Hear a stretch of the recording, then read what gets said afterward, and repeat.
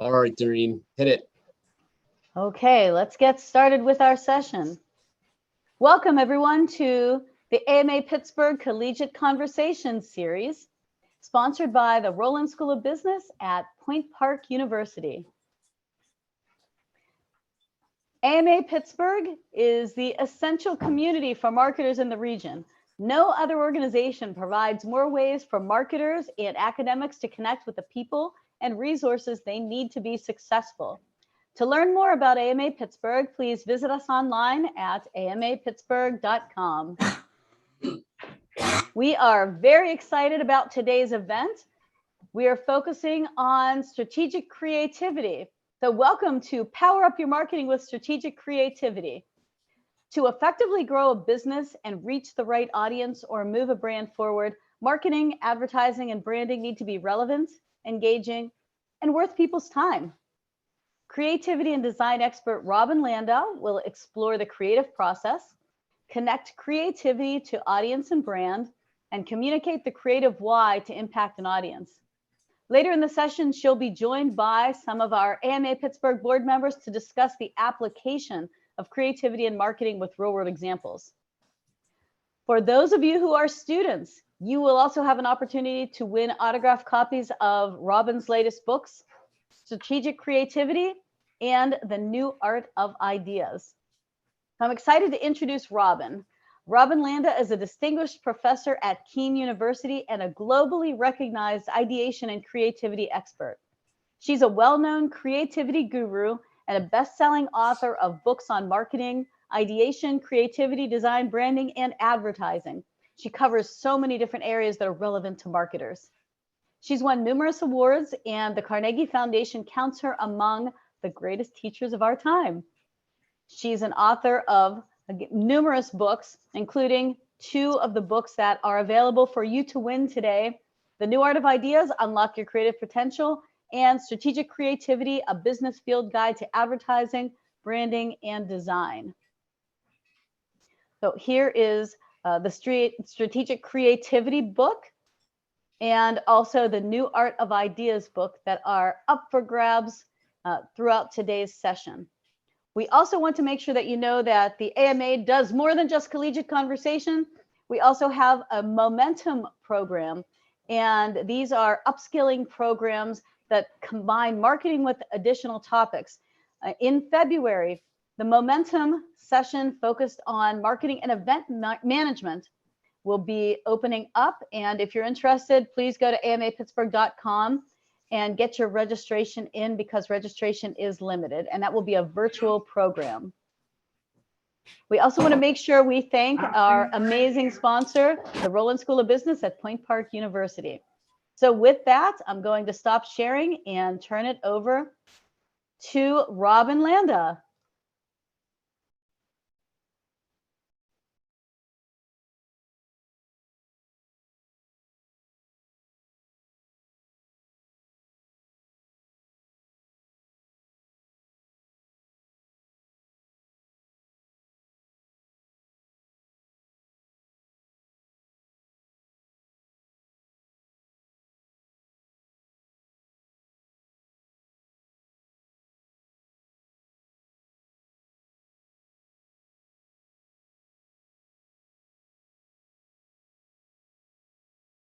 Thank you. I was just fussing with getting unmuted. I apologize.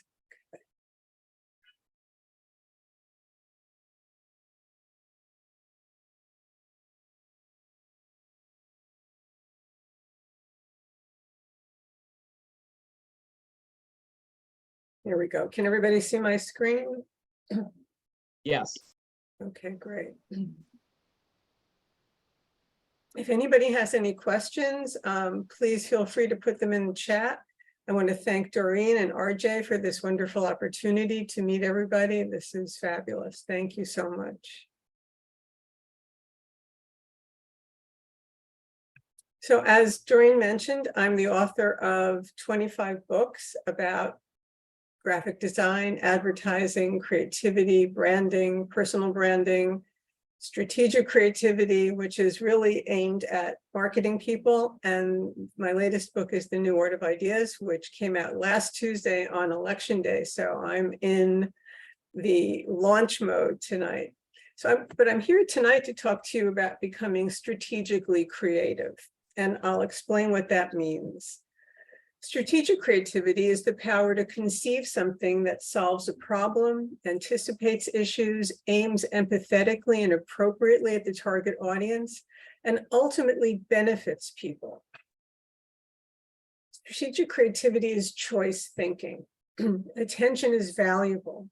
To grab and keep people's attention, any marketing, design, branding, or advertising solution must be strategically creative. And it relies on choice thinking. The C in choice is the context. It has to fit into people's lives. People always ask me, how do you reach your audience? Well, you have to know where your audience is, right? It's the context. And it has to be an appropriate perspective. I really believe in humanistic thinking, people-centered approach. It should be altruistic. You should think about what you can do to benefit people. It's very important to be an intentional observer. Your observation should be based on an insight into people's behaviors, and I'm going to go into that a little more soon. Of course, you have to have interesting solutions, appealing, attention-getting solutions. The content has to be engaging. Everything going on 24/7, there has to be a reason that people want to engage with what you're doing. And you must be compassionate. You must be empathetic with your audience. You must understand who people are and what they want. We start out with any brand starts out with a brand construct. Who are they? And it's interesting when I've consulted and I've sat down with brand managers or CEOs and I say, tell me what your brand is about. Sometimes they can't answer. So your brand construct is what your brand is all about, what people want, what they might need in the near future. It's your brand story. It has to be fit into people's lives and be appropriate to what they might need. And it's how the brand attributes are portrayed as distinctive in a very crowded commercial arena, which now is a global arena.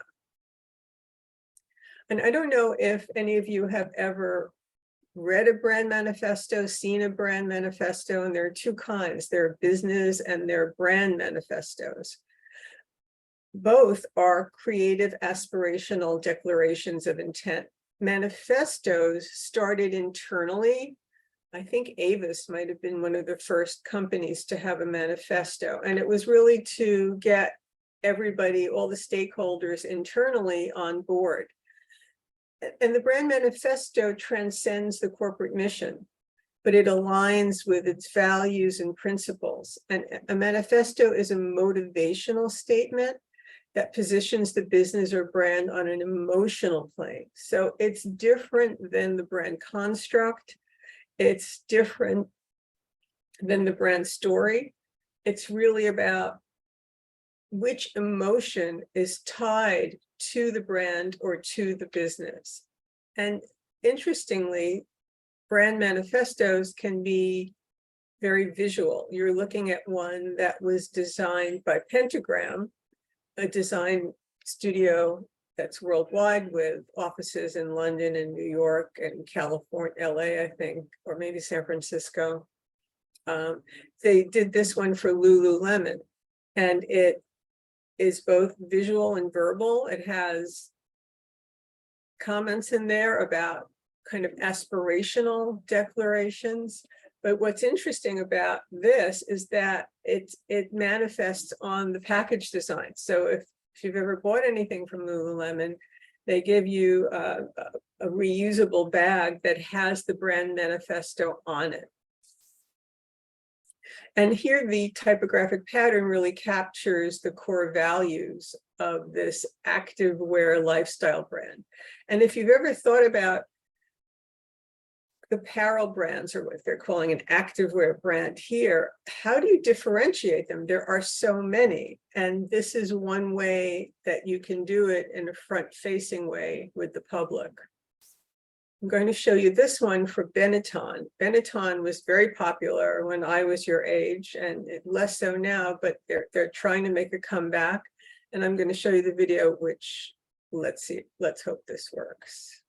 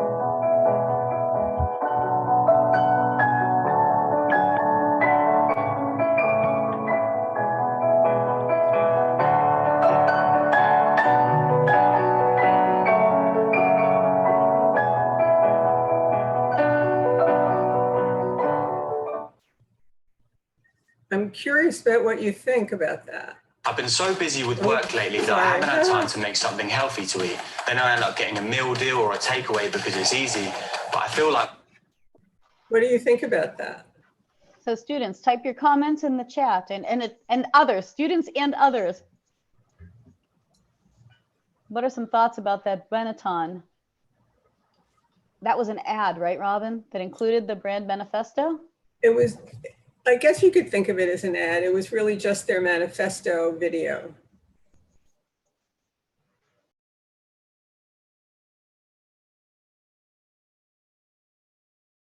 You notice you didn't see any of the clothing, right? It was really just about emotions. Okay.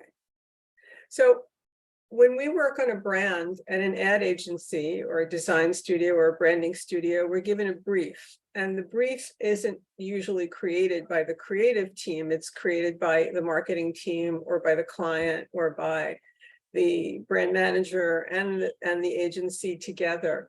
And there are all kinds of briefs. I'm showing you one that is from InOcean, an agency in Michigan and elsewhere. And there are standard questions that briefs answer, and it's important to always use your brief as your guide. So the creative brief explains the situation. You're going to have business objectives and marketing objectives. It also absolutely tells you who we're aiming at, who the target audience is, what the tension is between the audience and the brand. And very interestingly, there's usually something in the brief that addresses the gap, the move, the opening, where we're going to aim at the audience, and the main message that should be addressed, and then the reasons to believe, which means you have to justify, you have to give people reason to believe what you're claiming, and that's always the case. It's really important to have a handle on the creative brief and the brand strategy. The brief sets the brand strategy, the goals and the objectives, and it's your purpose guide. If it seems vague, you want to ask penetrating questions. Sometimes briefs are not written well at all. I've seen briefs that just are terribly written, and you really have to figure out what they meant and what they want and go back and talk to them about it. I always try to rewrite a brief. I always try to write a brief in one sentence or two sentences to guide me through. But you always want to ask questions if the brief is not clear, because that's coming from the client, and that's a very important part of your strategy. And one of the main things you want to think about in the brief and with your audience is what does the audience think now? and what do we want them to think or feel? So often you're looking to change someone's mind about a product or service. I think it's Canadian Club whiskey. Young people, they were trying to aim at young people to drink it, and people thought of it as their dad's alcoholic beverage. And they were going to try to change that to make people believe that dad can be cool. Dad was once cool, and so this is a cool drink, and it actually worked. It's always all about the audience. People purchase products and services to meet basic needs. Beyond that, they're purchasing fantasies. I think every brand sells a fantasy, the ideal, this or that, a personal or societal transformation of some kind.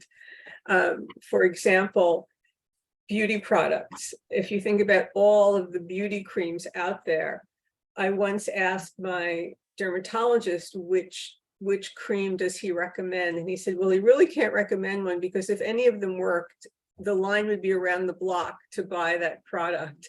So I still buy them, and I'm essentially buying hope, right? Hope for youth and beauty. And I should know better. Who's the target audience? What do they do? Do they bowl? Do they play soccer? Do they go to the movies? Do they knit? Do they hang out with friends at clubs?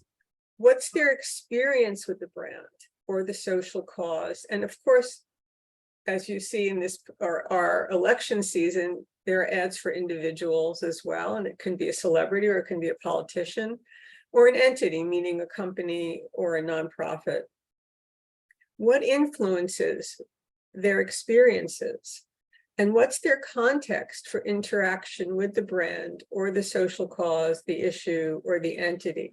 So for example, how do you interact with a brand? Is it with a package? Is it you walk into an environment like the Apple Store? How do you interact? Are you only interacting online? Do you only see things when they're really small online? This is all really important so that we understand the target audience. What do they need? What do they desire? And need and desire, they don't mean the same thing. So I might need to have a laundry basket, but I might desire to have my clothes smell great. I hope you understand the difference between need and desire. Desire is something that I really want, but it's beyond a practical need or functional need. What issue does the brand solve for them? And this is really important to understand in marketing, that the brand is there as a facilitator, as a kind of hero. It solves a problem for you. What do you stand to gain from using the brand or service and interacting with the issue? So what do I stand to gain from this particular brand? So think about toothpaste. Can everybody just throw in the chat, name brands of toothpaste? Let's see how many you can name. Right, Crest is, I think, probably the leader in the market, then Colgate, right? Any natural ones? Sensodyne, right? For people with sensitive teeth. Tom's, right? Tom's is a kind of standalone. And now you know, and Dr. Bronner's, right? Keep going, there are more. And if you traveled internationally, you know that there are other brands out there that we don't normally stock, but there are more than we're listing. And Sensodyne was the first in the category with a unique selling proposition or point of a toothpaste, right? Arm & Hammer. And they were one of the first ones to talk about whitening. But now if you look at Crest and Colgate and all of them, they all talk about whitening. They all have a sensitive line. I mean, it's the capitalist way. So you really have to think about, thank you for contributing, everybody. What does the brand solve? So if I pick a toothpaste, and it's almost mind-blowing. Like if you search Crest, right?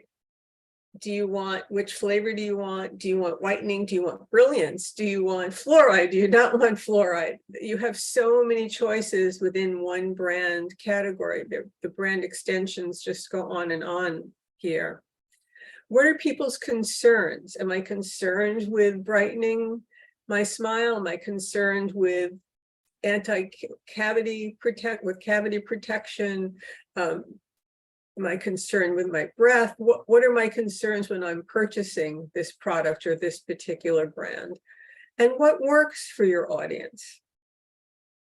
And often think about the fact, let me just see this in chat. How many of you, when you move out or you move into a dorm or you move into your first apartment, how many of you will buy the same brand as what you had at home? Or how many of you reject the brand that you had at home? Anybody? Same brand? Stick with the same? Interesting. Mostly the same brand. I've had people say, well, I'm going to buy the same brand as my mom did, and you kind of default to what you know, and then many people absolutely say, I'm rejecting what I had in the house, what my parents had or my caregivers had, and I'm going to go my own way. And then of course there's price and also freshness. Is it a more contemporary brand? Is it an older brand? So what's in it for me? I don't know if any of you are Calvin and Hobbes fans. I am. I know that Bill Watterson doesn't create Calvin and Hobbes anymore, but if you don't know it, really look it up. It's a fantastic comic strip. And it's about a little boy named Calvin, and he has an imaginary friend named Hobbes. And Calvin, the phone rings and Calvin answers the phone, and the caller says, may I speak to your father? And Calvin says, my father's not home. And the caller says, would you take a message, please? And Calvin says, well, what's in it for me? And that's exactly what people think when you're trying to sell something to them. And it could be, what's in it for me personally? What's in it for my Aunt Mary? What's in it for my friend Rose? But there always has to be a benefit. And it can be a practical benefit, like hair color that covers your gray, or it can be an emotional benefit, like hair color that makes you feel better about yourself.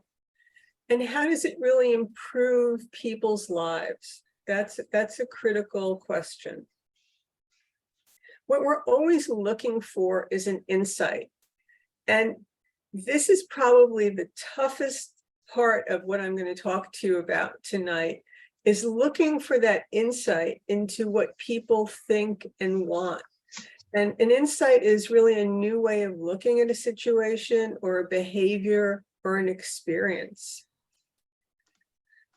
Why is a good insight like a refrigerator? Because the moment you look into it, a light comes on. It's an insight is the stepping stone to an idea.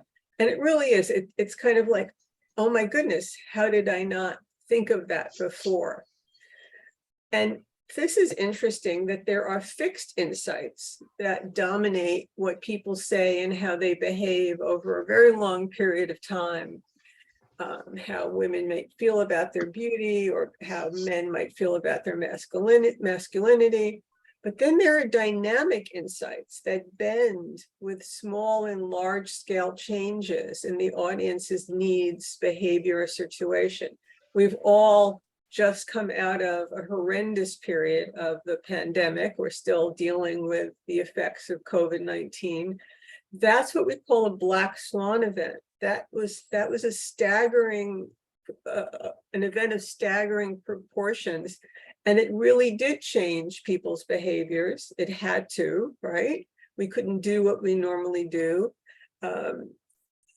Brands couldn't behave the way they normally behave. If you go and look at the brand advertising that was being done during COVID, it was really a change in tone and a change in how what people needed and wanted.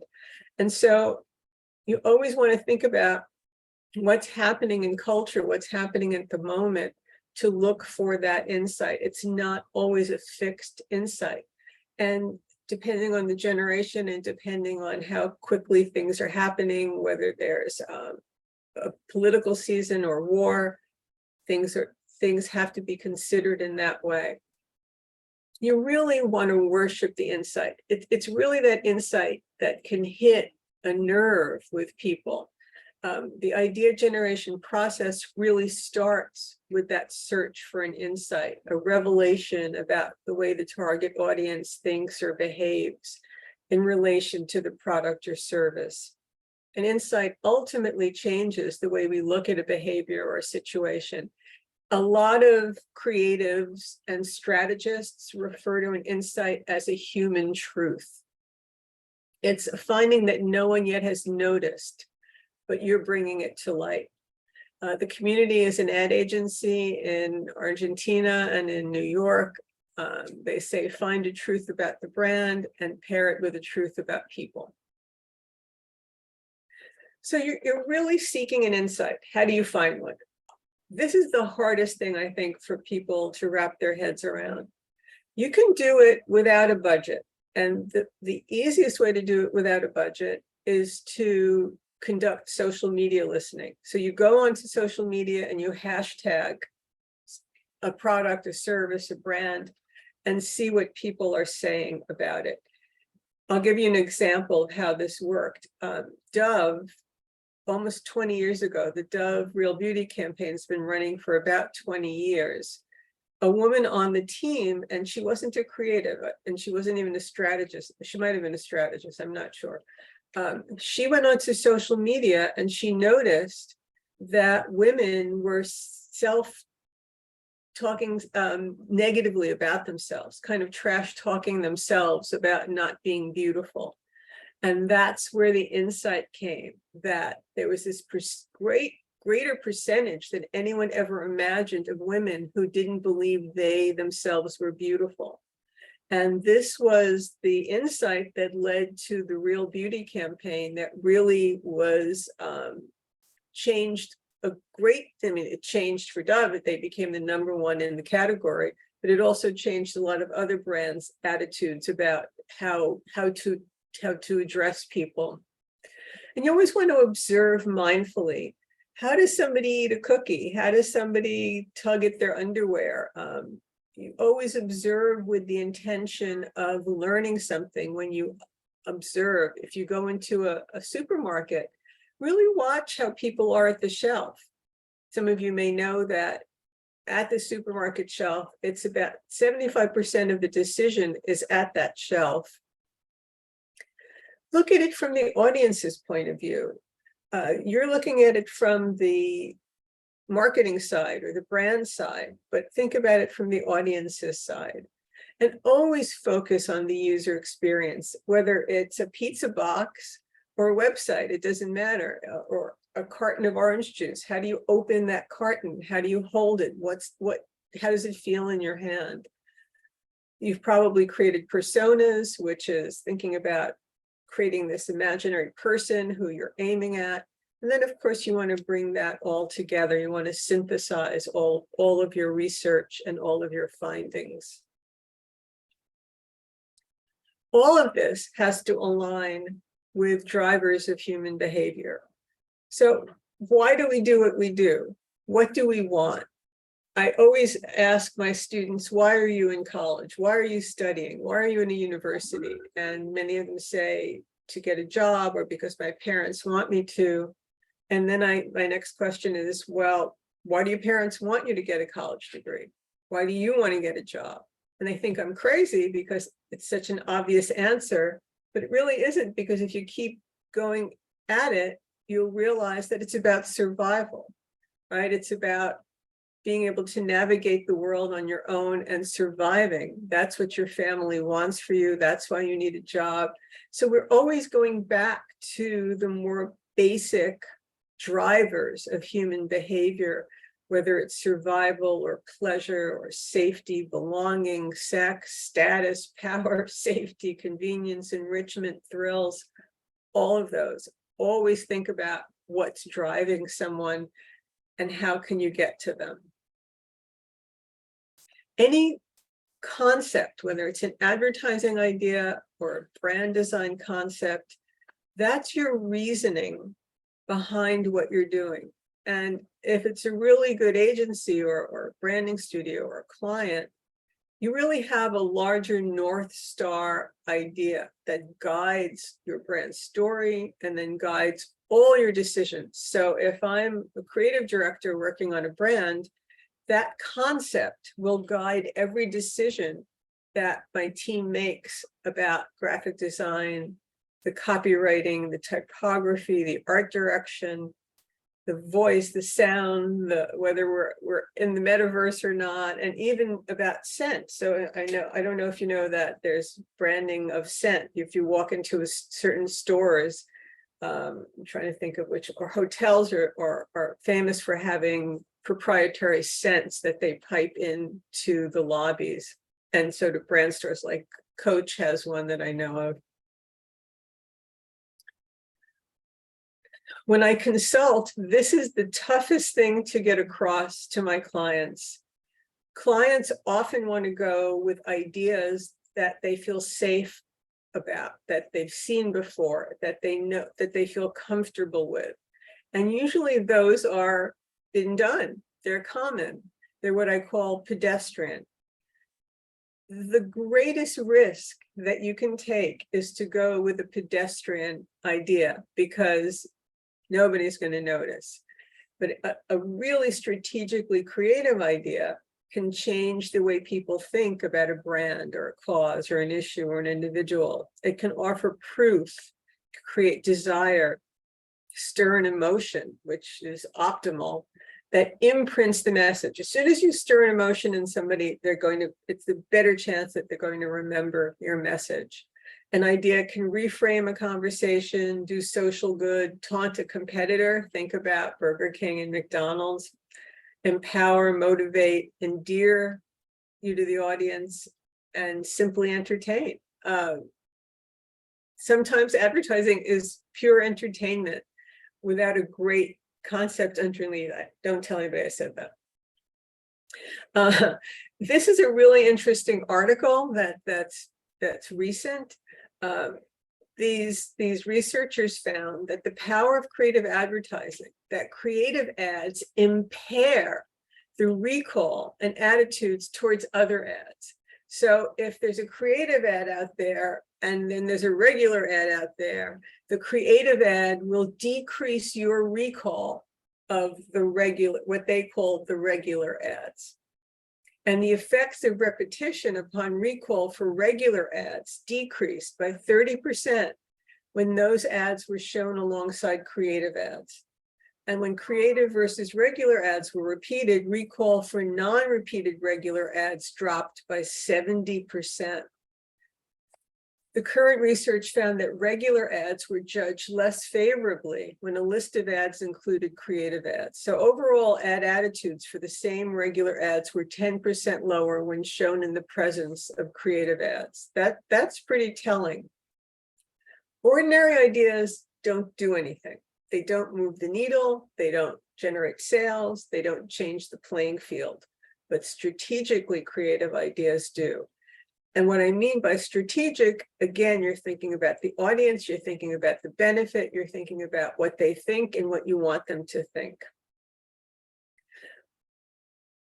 You want to alter people's thinking. A, for attract, people must notice it and find it appealing enough to talk about or share it. It should have a lodestar idea, lodestar meaning North Star. Lodestar, North Star, call it whatever you want, but there must be this lodestar idea, the central premise, mission, guiding light that makes each execution conceptually sound. It's got to be timely. You can't be out of touch with contemporary issues or contemporary culture. It can be well-timed. You can tap into popular culture. You always want to think, how is it going to land in popular culture? Would the media write about it? So attract, lodestar, timely. The E in alter is for engage. An idea should be involving, interesting, stimulate people, move people to do something. You want to tell a story. Stories are more engaging than facts. And when you put facts into a story, they're more memorable. And of course, it should resonate. People should find it remarkable, relatable, relevant to their aspirations and desires. Ideally, it should respond to their hopes or needs in order to resonate. This is one of my favorite campaigns in recent times, and it took them, I think, 2 or 3 years to bring it, to get it approved by their legal team. Anybody, I'm going to open chat to see, anybody participate in this?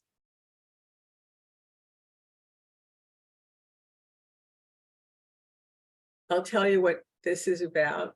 So it's called the Whopper Detour. And you could order, let me backtrack. The goal was to get people to download the Burger King app on their phones so that they could order ahead. Now, they could have given you a coupon. They could have done any kind of conventional tactic to get you to download the app. But instead, they decided to do this. They told people that they could order a Whopper for 1 penny, for 1 cent, but you had to order the Whopper in the vicinity of a McDonald's. So there are many more McDonald's than there are Burger Kings, but you had to be within 600 feet of a McDonald's in order to order the penny Whopper. And then you had to drive to Burger King to pick up your Whopper. Well, it was, I think, 1.5 million downloads in a day. It almost crashed the whole Burger King website or whatever, the mobile site. I mean, people went crazy. It was hilarious. People were actually going up to the McDonald's window and ordering Whoppers. People loved it because Burger King fans enjoy trolling McDonald's. So they really knew their audience. They created an experience, and they got people to download the app and order ahead. So I'm going to segue a little bit right now into teaching you about something that's brand new. So bear with me. Anyone can get ideas, but you have to learn to generate truly good ideas, worthwhile ideas that benefit individuals, society, and the planet. And what separates a good idea from a bad idea? Well, I'm going to give you a new method for idea generation that I call the 3 Gs. And the 3 Gs are goal, gap, and gain. So just to give you a little background, and you might know this, there are about 3 old processes that we use, that most people use to generate ideas. And this is, I'm talking about creative ideas, innovative ideas. This one was introduced in 1926 in a book called The Art of Thought by British philosopher Graham Wallas. And it's a 4-stage process. The first stage is preparation, which is your research. The next stage is incubation, and incubation is very important in all idea generation methods. And then after incubation comes illumination. So what he's saying is that you do your research, you think about it, and then in the next stage, the idea should pop into your head. And then verification is looking it over and executing it. Then in 1939, another person named James Webb Young, who was in the advertising business, introduced his model, which was a 5-stage model, but it was based on Graham Wallas's framework. And here he added another step, he added evaluation. But again, the idea has to come to you in this 3rd stage, in this illumination moment, where it's supposed to pop out of your head the way Athena popped out of Zeus's head. It's the eureka moment, the aha moment. But the illumination stage is a black box because they don't tell you how to form the idea. And then there's another process that I use I teach my students.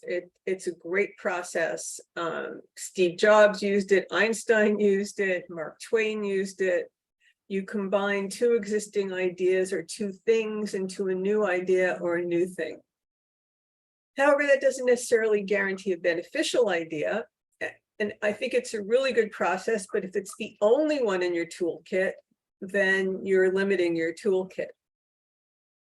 And then there's brainstorming. So we all know brainstorming. Alex Osborne introduced the idea of brainstorming, or the framework of brainstorming, in 1953. So we're talking about mid-20th century. Alex Osborne, excuse me, is the O in BBDO, the ad agency. And he felt that it worked really well at his agency with all these creatives sitting around a table and throwing out ideas. And the process here is that you're throwing out either a partially formed idea or a fully formed idea. But again, it's a black box, because how do you form the idea? And so when I teach my students to think of forming an idea by using goal, gap, and gain. And the beauty of my method is that it's a fluid system. You can use the 3 Gs in any order. You can enter if you notice a gain and then think about the other two. You can enter if you notice a gap, or you can enter by starting with a goal, which is what you want to achieve. So any which way you go, you end up with a worthwhile idea, not just any old idea. And I'll give you some examples. Now, the examples I'm going to show you did not use my system. I'm reverse engineering them to explain my system to you. I think this is a great thing that MasterCard did. For many people in the LGBTQIA+ community, the name on their credit, debit, or prepaid card does not reflect their true name. And it's a pain point for people. The goal was to allow for chosen names, for their true names to appear on their cards, as opposed to the birth name. And the gain was helping ease a major pain point for the transgender and non-binary communities. But you'll notice here that MasterCard started with the gap. There was a gap in the card industry. And then they set their goal. And of course, there's a really terrific gain for people. This is a really wonderful campaign that won an Effie Award. It's the Teddy Repair, which came out of McCann in New York. The insight was that mothers thought that Lysol disinfectant laundry liquid was too strong to use on their children's clothing or plush toys. And what they wanted to let mothers know was that the things that children love the most, their plush toys, their soft toys, are the germiest. And so they created Teddy Repair. You could, the parents could submit the plush toy for repair. They took 500 of them. If they took your plush toy and went into a hospital for repair, you got a bracelet, an RFD bracelet, so that the parents could help you track where your plush toy was in the process. It was just this extraordinary campaign that really made parents aware of the fact that this bacteria killing sanitizer was actually gentle. This one I'm particularly proud of, because one of my students was on the creative team who came up with this solution at Saatchi Wellness. Scott Carlson was taking his medication one morning. He was the creative director, one of the creative directors at Saatchi. And he looked at the little pill bottle, and pill bottles are really small plastic bottles. And he thought, I wonder what the life cycle of this is. And then he researched it, and he found out that small plastic bottles are not recycled. They end up as landfill and as toxic waste. So he set a goal of creating a 100% compostable bottle, which I think is extraordinary. They collaborated with Tom a manufacturer who makes these kind of packaging, and they created a bottle with that has no plastic, no artificial glue, and no toxic dye, and it's actually good for the planet because it can be composted and it can enrich the soil, giving back to the earth. So you also want to think like a copywriter. When you're writing, you always want your writing to be fresh. You want it to grab people's attention and always communicate a clear takeaway message to the right people. The reader or the listener should always think, yeah, you know me. You want your design and art direction to build an indelible point of view. So if you go back to thinking about the package design that I showed you for Lululemon, it's very distinctive. And so designers and art directors always think about how the copy and the image relate and how you communicate that way. Designers and art directors consider the style of visualization, whether to emphasize the copy or the imagery, the brand voice as expressed through the imagery typography, and how to organize all of it to capture people's attention and differentiate the brand. So I'm just showing you, excuse me, some terrific art direction. This is from the Community in Miami, ad agency, the Community, and it's for getting people to take the public bike system in Buenos Aires. I think they're really eye-catching. These are out of Australia. Did you know that KFC is one of the favorite fast foods of Aussie footy fans? And this is really clever. What they did was they looked for the hidden Pepsi logo in all these fast food, in all this fast food signage. It's really clever. This is a great campaign. I'm going to play it for you. It's a little long, so bear with me.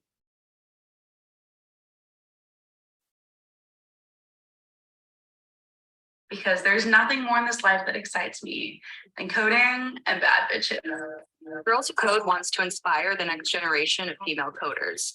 But there's a long list of things girls find cooler than learning how to code. And guess who's at the top of that list? AMA goes to Doja Cat. So when Doja Cat released a viral song about powerful women, we used it to empower the next generation of them. You need to stop and hear this. Doja Cat partnered with Girls Who Code. Okay, we can code Doja Cat's new video. What? They have a codable music video. That's right, the first ever codable music video. An interactive experience that's secretly a coding lesson. Using snippets of code, girls could change the story. Directing a music video while low-key learning how to code. Doja Code blew up around the world. Like, the entire world. We turned $0 media dollars into $10 million of eyeballs. And girls everywhere spent millions of minutes learning to code without even realizing it.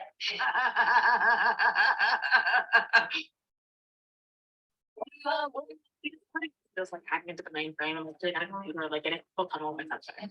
This is coding. It is design thinking. It is creative. It is accessible. It's making the world more up. Instead of consuming the internet, girls were creating it, all by turning the world's hottest music video into the coolest coding class to ever exist. And that's education. Because there's nothing more in this life that excites me than coding and bad bitches. Girls Who Code wants to inspire the next generation of female coders. But there's a long list of things girls find cooler than learning how to code. And guess who's at the top of that list? I think it's AMA really goes to So I thought that was incredibly creative. So you want to think like a brand storyteller, always think about the brand narrative and how that must align with the brand's values and actions. Sounds like a no-brainer. However, many companies think that they can say something, but not back it up with actions. And the brand narrative in each story told must align with a driver of human behavior. And finally, really think about respect. Respect your audience. Be diverse be equitable and inclusive. Professionals who create and distribute pop culture artifacts have a responsibility. Commit yourself to uplifting all members of society, inclusive of different races, ethnicities, genders, sexualities, religions, ages, neurodiversity, socioeconomic groups, and people living with disabilities. Nothing in pop culture happens in a vacuum. Do no harm. And this is my treatise on social justice that I think I gave to RJ. So I'm happy to share it with everybody. And you always want to build a culture for results. Creative collaboration to happen, people must trust each other, respect each other. Trust is earned through respect, transparency, and diplomacy, and always build a respectful workplace culture for strategically creative results. Thank you, AMA Pittsburgh. Well, thank you so much, Robin. This was really insightful, and based on the comments in the chat, very valuable for those who are in attendance. So we also are really fortunate today to have, in addition to Robin Landa, you've heard Robin mention RJ several times. RJ Thompson is the president of AMA Pittsburgh. He is also both a marketer and a designer with a really cool career path. So he's with us here today. We also have AMA board members Leslie June and Mike Pernice with us. And what we thought we could do is open it up to some discussion about marketing, design, and creativity. And we have some questions that we can bring out and let our AMA board members address. But also for those who are in the audience, please post your questions in the chat. And if we ask a question or we're talking and going in a particular direction and you'd like to add something, we'll monitor the chat as well. So please add your thoughts there because we have some other professionals and a number of students as well. So RJ, Leslie, and Mike, if you don't mind me putting you maybe on the spot just a little bit, you're welcome to unmute, and Robin will keep you involved in the discussion too. Marketplace trends, as we know, really do impact and influence marketing. What are some of the design trends that are having a profound effect on marketing, or vice versa, some marketing trends that are having a profound effect on design? What are some of the things that our audience should be aware of? So I would actually, selfishly, I'd love to know Robin's thoughts on this, considering all of the design work she had in her presentation. So Robin, if you don't mind, could I kick it to you first?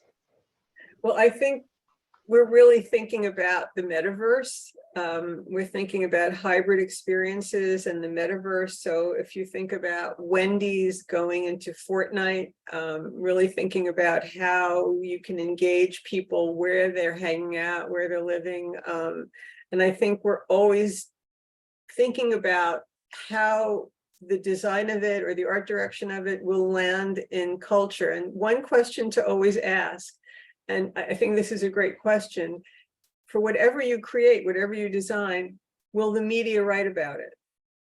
And if you in your mind think, well, it's not going to stand out enough for the media to write about, you want to rethink it. Yeah, I would supplement that thought with looking at what's going on with TikTok in general. So like user-driven content and really enabling content creators to be hyper creative and really innovate the platforms that they exist on. That's something that I've been paying attention to a lot. And and Robin, to your point, like earlier point about being really creative without having to necessarily spend a lot of money. A lot of the creators on TikTok especially are doing hyper creative things that I would have never thought of without a budget, right? So I'm trying to follow those folks and see how they're innovating, trying to get a sense of how they think and solve problems, their methodology, and then applying that to the context that I serve with either my clients or in the educational setting. So I think that the design trends, it's not even a design trend specifically, it's a trend that influences marketing and design simultaneously. Actually, I think of it as kind of like a diamond. So you end up with your idea, and then how does that apply to marketing and design? And then how do you merge those things to create your final deliverable? I think that's a really interesting approach, but I digress. Well, Oh, thank you. I totally agree with you. And you also want to think about reactions. So people are, is anybody here on Be Real? Yeah, right here, this guy. Who else? Mike, RJ, just 2 people? Not a lot of people are on it. And that's a reaction to the slickness of Instagram, right? So if you're talking about design now, people are going in another direction. And I think it's going to become more popular. And then we're going to have, I'm too chicken to go on to Be Real too.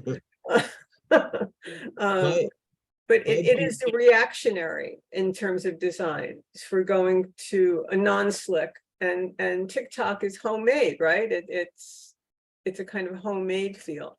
And you have to know that music on TikTok is really important, and dance and movement, and to get people to participate. If any of you are on Be Real, you're welcome to follow me, but my life is not that exciting. My latest Be Real was a picture of me making a grilled cheese sandwich. And it looks like we do have a few students on Be Real. There were a few additional hands that I saw go up there. You mentioned, Robin, you mentioned Wendy's and Fortnite, and I saw that Mike had made note of the fact that influencer marketing is really exploding in mobile gaming. So it looks like that idea of influence and that idea of kind of, mobile and connections to gaming, that's continuing to gain traction and to blow up. Is that something that students should be aware of, and how might they connect in that way? RJ, do you want to take it, or want me to? I defer to you, and then I'd like to hear Mike's thoughts as well. Well, I think that you have to know where your audience is. And gamers don't seem to mind having brands in games. It kind of makes it more realistic, whether it's on an outdoor board in the game, or somebody's wearing designer apparel with the logo on it.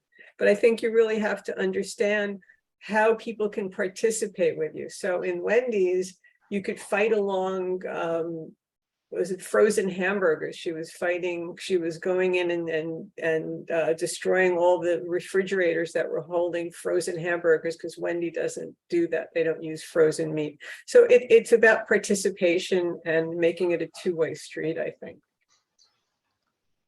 Anything else, Mike, we should be aware of? No, I kind of really echo Robin's sentiments. I think that with mobile gaming in particular, you look at the audience there is definitely a little bit more broader to target, just simply because of the access that people have to mobile gaming. You don't need to go out and buy like a $500 console, or you don't need to go out and spend money on a PC setup. Mobile gaming has become something that's been able to really span economic gaps. And I think that it's a way in which advertisers have found to really infiltrate communities on a deeper level. Well, thanks so much for sharing some additional insights there.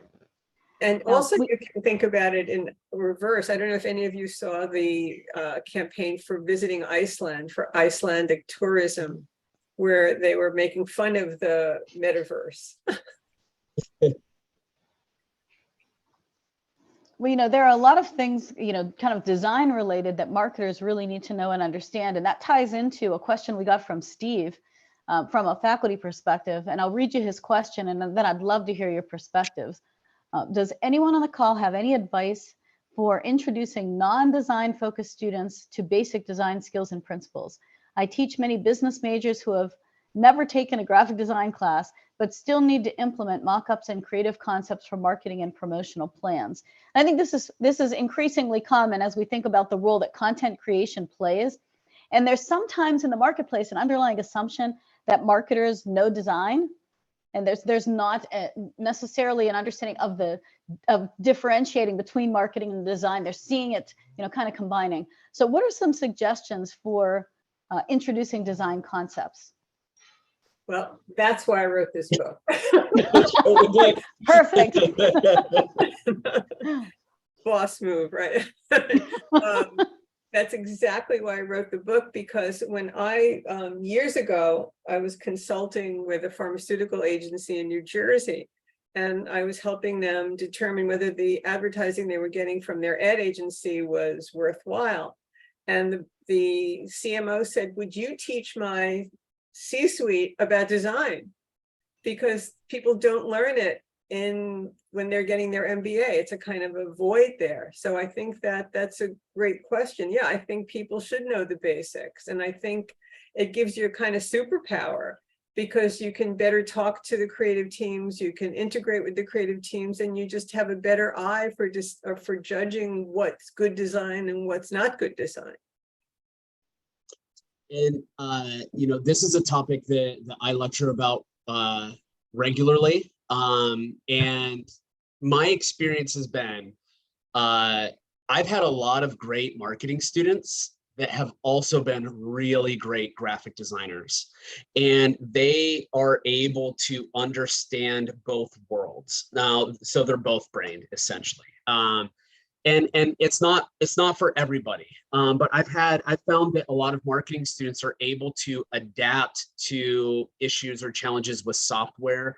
They're able to understand, the basics of design and how designers think, the approach, and how they solve problems with I wouldn't say relative ease, but they are able to adapt and accept it, and then incorporate those experiences into their work. And ultimately, when they hit the job market, they're a tour de force. Like they can't be beaten. They have such an incredible advantage. And I've long been a proponent of teaching design and marketing together. And that's actually one of the things that we do with Momentum program is we give marketers design skills, and we give marketing skills to designers. And my approach to that has been, first off, you have to accept and understand that I believe every human is creative on varying levels. But you have an imagination that's more powerful than you realize. And the first part to that is accepting that as a fact, as a possibility, because otherwise you'll have nothing to work toward. The other part to that is, if you believe that you are creative, there are a number of frameworks and tool sets, and even wonderful books like the ones that Robin produced that give you that open the door to creative thinking, to creative problem solving. In some respects, design can just be a tool. And in fact, I often relay this to my students. I can teach you how to use the software all day, every day. That's easy. But I can't necessarily teach you how to think or tap into, how you see the world, your unique viewpoint of the world. And so teaching designers and marketers how to be creative, how to think and express their creativity is not only more challenging, but it's also more rewarding. And I would say start there. And then once you accept that, then the floodgates kind of open, because now all of these tools, all of these frameworks, all of these modes of thinking are available to you. And that's kind of where I would start. Well, and adding to that, oh, I'm sorry, go ahead, Robin. No, go ahead. I was just going to say, then, thinking about all of that, what do you think employers are really looking for in terms of basic design skills? And are there some tools or some options out there where students and professionals who want to up their design skills can start to get some of this training? RJ, you mentioned Momentum, and AMA is going to hopefully run another Momentum marketing and design session sometime in the near future. But what are some other options? All right, good. Some maybe training providers, some blogs, some online courses, anything else you might recommend? So actually, yes. And it's the easiest, most basic thing ever. And it's perhaps the most enjoyable. not going to become a better designer unless you're looking at good design. You don't necessarily, I wouldn't even necessarily like say, start a course or join a cohort or whatever. I would just say, look at design, look at art, look at design, go to the museums, look at trade publications, pull some books out, go to your library and get some books. One of the books I always keep next to me is a portfolio book by Jason Munn, who is a music poster designer. His nom de guerre is The Small Stakes. And his work is just so simple and minimalistic, but highly conceptual, that when I look at it, I get mad. Like I get jealous, like, oh, how dare you? Like, that's so good. And it's when you feel that you're looking at good stuff. So I would say start there. And then the more you do that, you'll start to develop more awareness of what you want to do, what kind of design resonates with you. And then those paths will open up naturally. And it looks like Robin added in the chat. Is it One Club? As one of the awards. Okay. And Cons and the Clios. Yeah, so they all have design categories, and they have art direction. Oh, another place to look is I don't know if I'm spelling it right. Lorzer's Archive magazine has great international art direction, and you can subscribe to contagious.com. You can get their feed for free. Actually literally subscribing, it's a lot of money, but you can get their headlines and their news and views for free, and you can see great work there too. I love that website, that company. An additional point I wanted to make is that like tools like Canva can be really advantageous when you are just experimenting and noodling with design. And Canva does have a number of nicely designed templates. My concern with that is the amount of nicely designed things makes nicely designed things more homogeneous. So it takes a bit of the expressive and the unique creativity out of some of the work. But from the practical point of view, without having any knowledge of Adobe software, or even being able to sketch in a notebook or things like that, like I recommend Canva as a tool where you can just move things around and experiment and break things and just have fun moving things around and experimenting. Again, like I actually have to teach my marketing teams, specifically one person, how to become a better designer. And I just said, just jump into Canva and start making things, breaking things, and just having fun with it. And so on a tactical, practical level, I'd actually recommend that for some of you, or even finding designs that resonate with you and trying to recreate them in Canva. So you get the experience of what that making is like.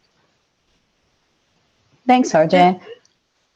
This is Leslie. I was just going to also say, during the pandemic, when everyone was basically at home, I joined LinkedIn, paid for the pay membership, and took a whole lot of different coursework that LinkedIn provides.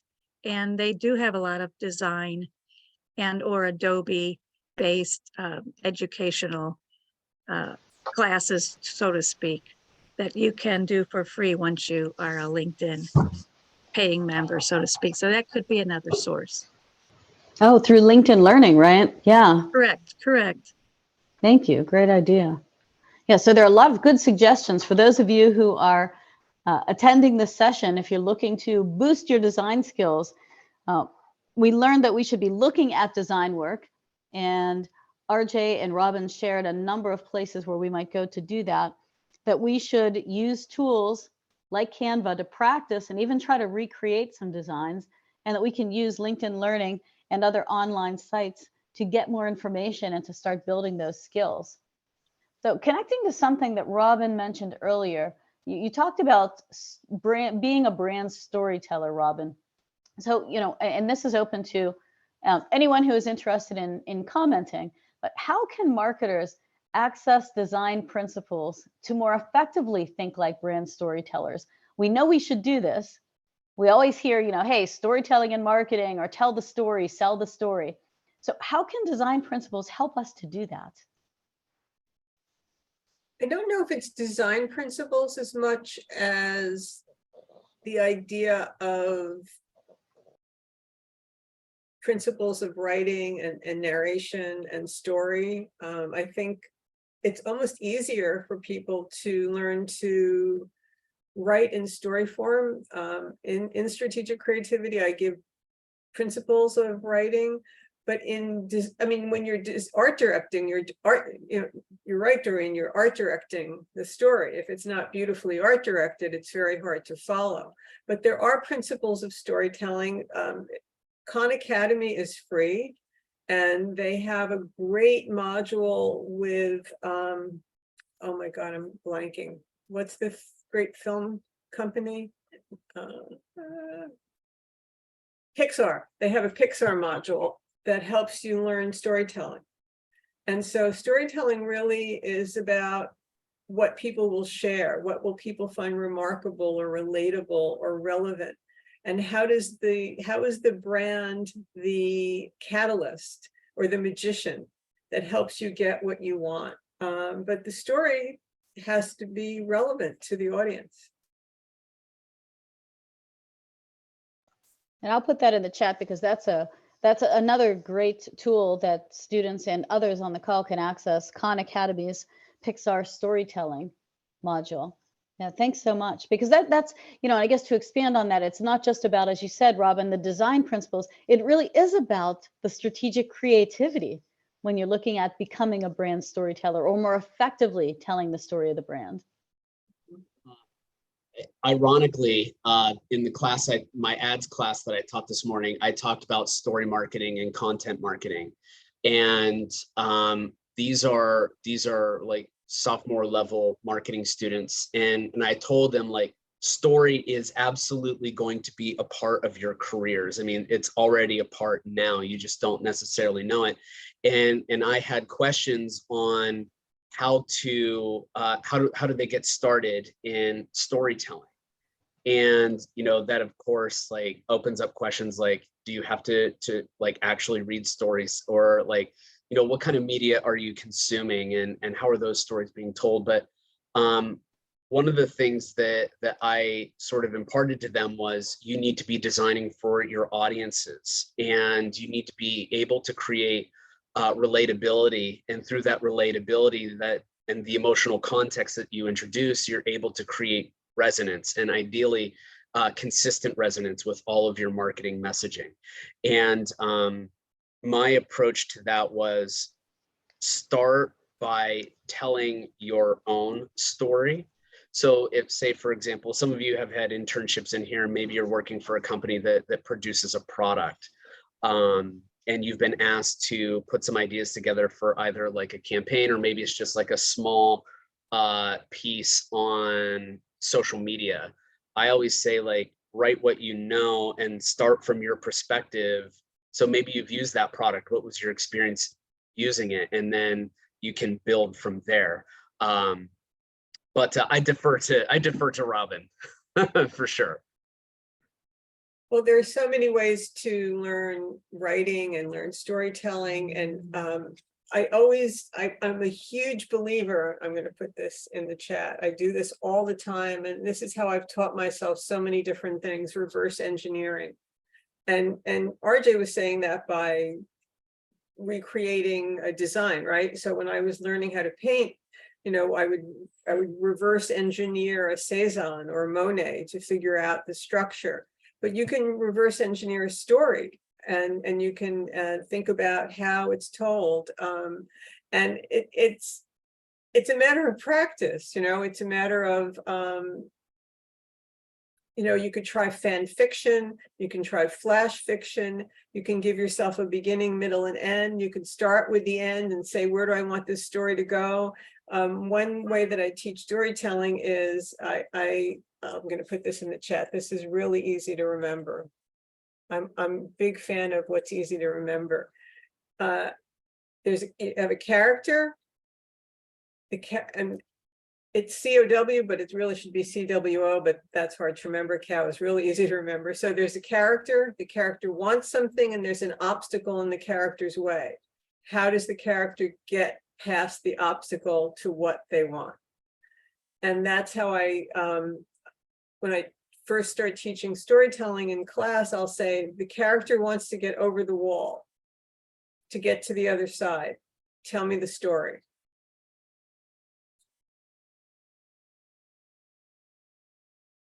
These are some absolutely amazing tips to help students and professionals really start to think about that intersection of marketing and design and the role that creativity plays. So thank you so much. We still have a few moments. If anyone has additional questions, you can put them in the chat. But as we start to wrap up the session, one thing that I'd like to ask you is about creative briefs. You mentioned creative briefs earlier in your talk, and in the chat, there were a few students who said they had been exposed to them, but very few. What do you see the role of the marketer, or how can the marketer be involved in the creative brief? What should marketing students know? I think it's critical for marketing students because they may be the ones writing the briefs. If they're on a strategy team or marketing students, think about being strategists. That's a great job in advertising agencies, a very high paying job. So you really want to think about your audience. You want to think about what the goals are for the project. What are the marketing goals? What do people think now? What do you want them to think? What are the reasons to believe? So you really want to think about what's that gap? Where can we get people? So for example, if you think about Quip toothbrush, it's a beautifully designed toothbrush that's more money than the average toothbrush, but less money than a regular electric toothbrush. But it's aimed at people who enjoy design. And so how can you get people to enjoy brushing their teeth the way a runner might enjoy running, or somebody pushing a baby carriage might enjoy running with the baby carriage? Like, what's the opening to the audience? So a brief is really about strategy. It's not about the idea. The idea is from the creative team, but it sets all the information you need to understand the audience, where the brand fits in the marketplace. And sometimes it gives you an insight. Sometimes they'll provide that. Well, let's wrap up with maybe a fun takeaway for our audience, because we do have a lot of students in the audience and some marketing professionals. When you're thinking about creativity, what is an exercise that any of us could use to get us thinking creatively? Maybe something fun that if we're kind of stuck and we're blocked. RJ, in the chat, you mentioned zagging versus zigging, right? But is there a way, maybe a prompt like, imagine the color blue doesn't exist anymore. What are some of your favorite prompts that will get people starting to think creatively? That's a fantastic question. We're coming up to Thanksgiving. Ask everybody, what if?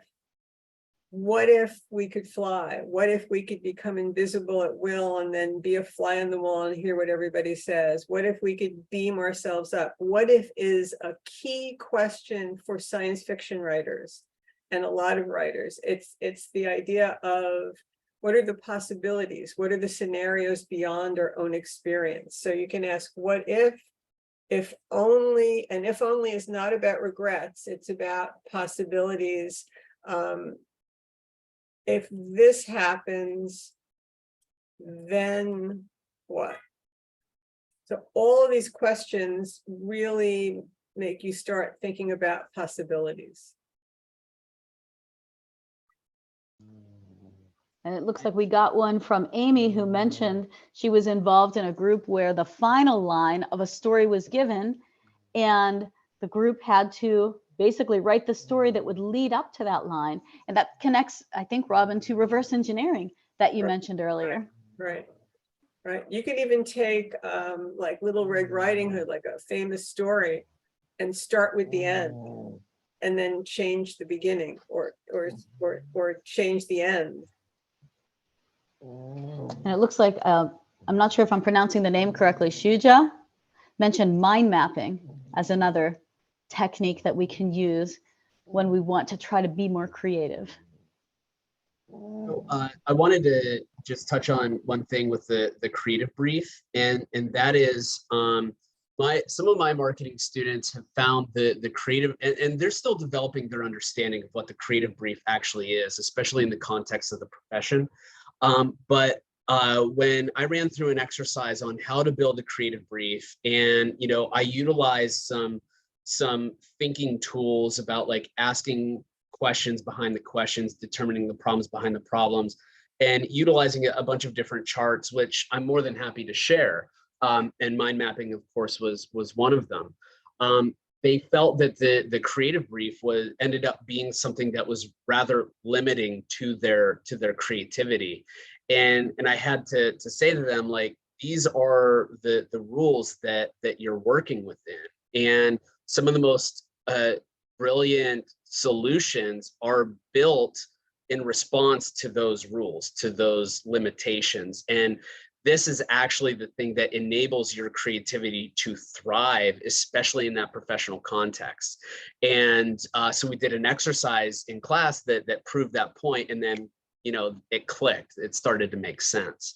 So, I would also just add, like, don't be afraid of the rules and the limitations that are placed on you, because that is going to necessitate you thinking obliquely and creatively and coming up with solutions that you would not have come up with had you had no rules. So that's sort of the contrast. Thanks so much, RJ, for connecting that back to the creative brief and in terms of how we open ourselves up to being more creative. And as we wrap up our session, again, we would love to thank Robin Landa for sharing her time with us and for sharing some of her books, those autographed books. So we do have some winners that RJ will announce in just a few moments. But again, thank you all for attending. We had such great interaction through the chat. We will make this recording available. It will go out onto the AMA Pittsburgh's YouTube channel. And for those who are in attendance who registered, we have your email, we have your information, and we should be able to also send you out that link, because I know I, for one, will definitely want to go back and review elements of this as I'm prepping for class and looking for good activities and thinking even about my own creativity. So RJ, I'll let you wrap it up by telling us, announcing the winners. Sure. So here are the winners. Congratulations to Emily, Natalia, Erin Murray, Mary Grace, Julia, and Brianna. And I'll contact you individually via email on what books you get and where I need to send them.